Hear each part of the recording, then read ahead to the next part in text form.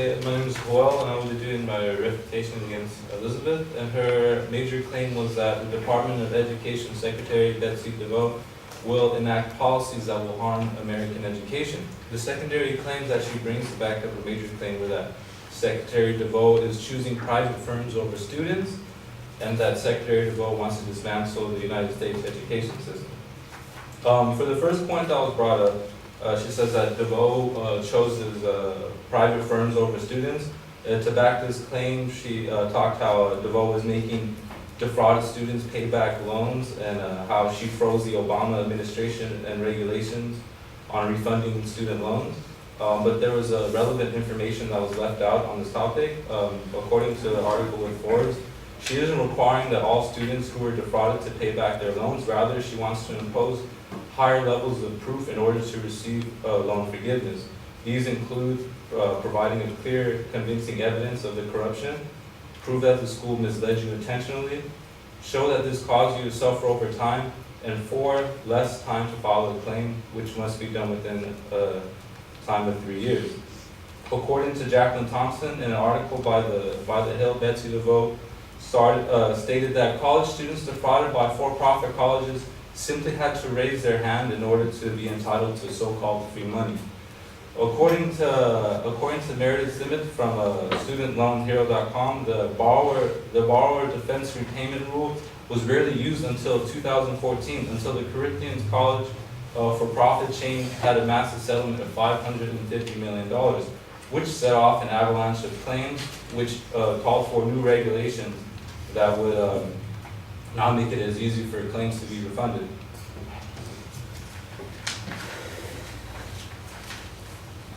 Liz Hill, the Department Press Secretary for the state, stated that students who were earning at about 50% or more of their peers who attended a gainful employment passing program will receive proportional compensation to make the difference whole. What this means is that for those students who are doing decent in their field despite being defrauded, they will not receive full compensation and will only receive compensation to make the difference whole.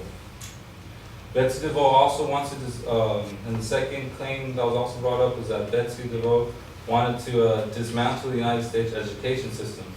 For too long, our education system has tolerated an unacceptable achievement gap between our disadvantaged and minority students and their privileged peers.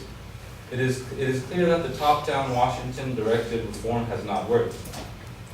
According to the budget summary of the Department of Education for 2018, DeVoe wanted to make a $9 billion cut to the $63.8 billion budget of the Department of Education. This only translates to a minor 14% cut. The budget requests were aimed at providing more options for parents to send their children to school. The budget would provide $1.4 billion to support new investments in public schools and private school choice. Research proves that increasing school options has had positive effects on students with an even greater impact on our poor and minority students. With an even greater, we must give students and parents the power to select high-quality schools that meet their needs. The achievement gap results in hundreds of billions of dollars lost in possible revenue, which ultimately hurts the lower-earning students. If the U.S. improves its math and science scores from 24th out of 33 advanced countries to maybe possibly 19th, we could add 1.7% to our nation's gross domestic product, and over the next 35 years, that would add over $900 billion in government revenue. President Trump stated so many of our American sports children, especially African American and Hispanic children, attending failing public schools that afford them little hope of fulfilling their great potential. This is why families should feel free to choose the public, private, charter, magnet, religious, or homeschool option they choose to be. In an interview with the Daily Signal, Betsy DeVoe stated, "We have invested billions and billions of dollars to try and focus on low-performing schools, and yet results for these students continue to come in most places as a decline." In conclusion, the advocate failed to provide evidence for instances that show that Betsy DeVoe's policies are hurting American education.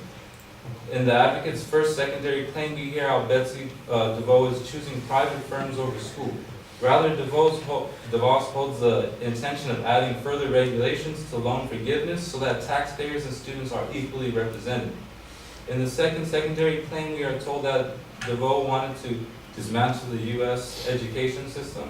However, she proposed a minimal 40% cut and wanted to increase the options for schools for parents to send their children. And at the end of the day, Betsy DeVoe looks up to clean the education system by cutting down on wasted funds, by getting rid of discretionary programs, and closing the education gap by improving the choices of education available to parents to send their children. Thank you.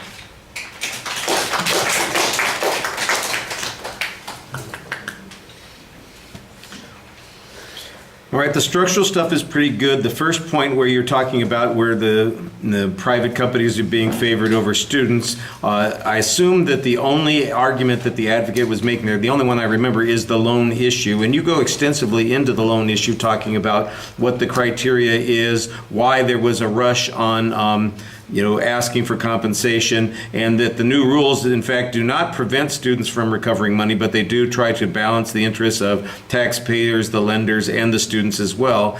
And I think you suggest that there are some reasonable criteria that are being applied here. And in fact, if students are in fact earning and succeeding in their careers, they might still get some compensation if they were defrauded, but it reflects rather the actual harm to them as opposed to, some, pie in the sky, free money thing like the advocate talked about, or like they mentioned in the quote. So I thought you did a pretty good job backing that up and explaining what the rules are there and suggesting that this is not an unreasonable action. And if that was the only argument on that point, then you've got it covered pretty well. On the second point, the argument seems to be about the request for less money, and that seems like it's a whole argument that we want to, tear down the system.